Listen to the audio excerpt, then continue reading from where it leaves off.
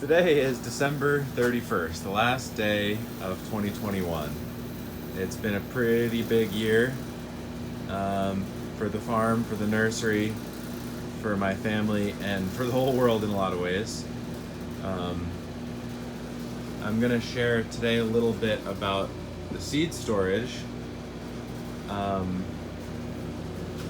Because of global weirding and all that, that 50 you see there is the temperature in Fahrenheit in my storage room, and there's really not much separating that from the outside. What normally happens is this room stays usually around 35 to 40 for the whole winter, and this winter it just will not get cold. The air temperature is like 46 today, last day of the year. And so we're actually starting to have problems, and we're gonna have pretty serious problems if I don't cool it down in here. So in the summer, this is our vegetable walk-in cooler. So we have the CoolBot set up there, which is just a really great way of taking an air conditioner and turning it into a cooler. If you don't know about those already, invented by a guy who lives right near here, or lived right near here, Ron Kalsa. He invented the thing, and I actually tried to do this with an air conditioner before I had heard of the CoolBot. I just put the temperature probe out the window to always make it think that it was warm, but then the fins iced up. So I went online and asked, "Has anyone fixed this problem?" And Ron Kalsa had, and a couple years later he retired because that thing sold a lot of CoolBots. And then this is just insulation, not super well insulated, but enough to keep this from freezing hard in the winter and to keep it relatively easy to cool in the summer. Anyway, these are all tree seeds and shrub seeds. That's a lot of apricot seeds, kind of ridiculous. Nanking cherries. And what's happening is they're all in here, stratifying their little hearts out. For the most part, they're all fine.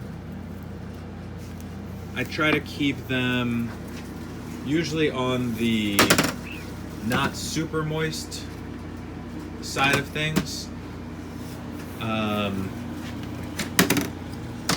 They're all in different kind of medias, just sort of whatever I have around. Usually there's some kind of compost mixed in with, in this case, some vermiculite, and this is what we're starting to see already. Wow. Not even 2022 yet. That's not a great sign. These guys have very little chance of making it in my systems. Fortunately, not all the chestnuts are like that, and I've got tons of seed. This is part of the reason why I've been going more and more volume on the seed collection, because all kinds of things can happen, and next thing you know, you thought you started out with a whole ton extra, and then spring rolls around and that's not how it is anymore. Losing to germination, rodents, whatever. So what happened is that some species have already started to germinate, and I'll show you what I'm going to do about that. But for now, this room is going to get cooled down. We are going to get a cold snap in a few days, but seeing that some stuff is already germinating or thinking about germinating, I do like to have the ability to cool that right down and prevent that from happening. So in the ideal world, this room would be holding at like really as close to freezing as you can get, 33, 35 degrees, and very high humidity. That would be ideal. So this is one of the seeds that already germinated. You can tell by the red color there. That's an apricot. And apricots do this. They germinate very early. Chestnuts will often do this. And this is Nemagard. Pretty cool type of peach that I grow, which is a hybrid Prunus davidiana with Prunus persica. Most peaches are Prunus persica, and Prunus davidiana is a sort of ridiculously named wild ancestral peach that is native in parts of China. It has white flowers, and I like to do hybrids and different genetics for peaches because the peaches went through a pretty extreme genetic bottleneck. Most of all the varieties that you'll buy anywhere come from a very narrow range of genetics relative to the wild progenitors. So anyway, there is sort of a poetic justice here that the seeds should be germinating because it's warm, but that also means the ground is warm, so you can plant them if you want.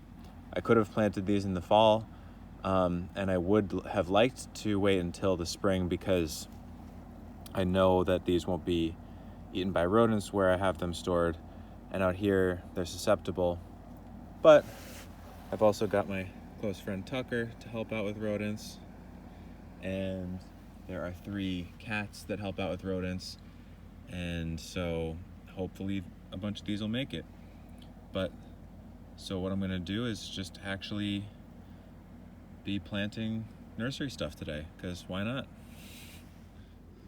I like to mark rows by using a stick. Add some mulberry stick, so there's mulberries planted over here. This is a peach stick, so there's peaches planted over here.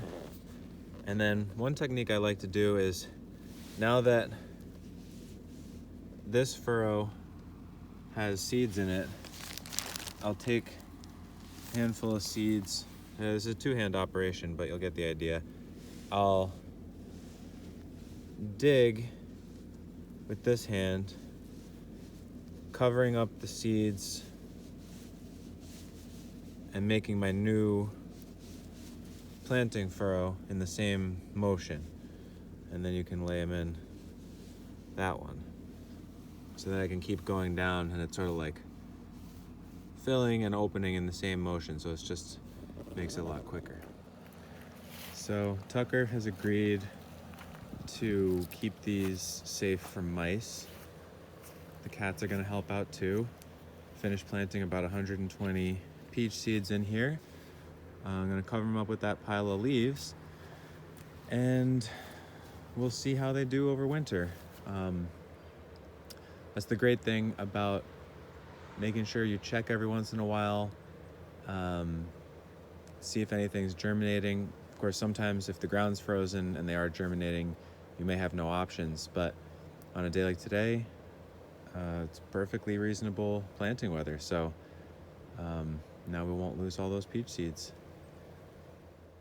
Well, I think that's one of the cutest planting beds that I've ever made. 3 rows of peach seeds planted on December 2021. Well, let's hope for the best.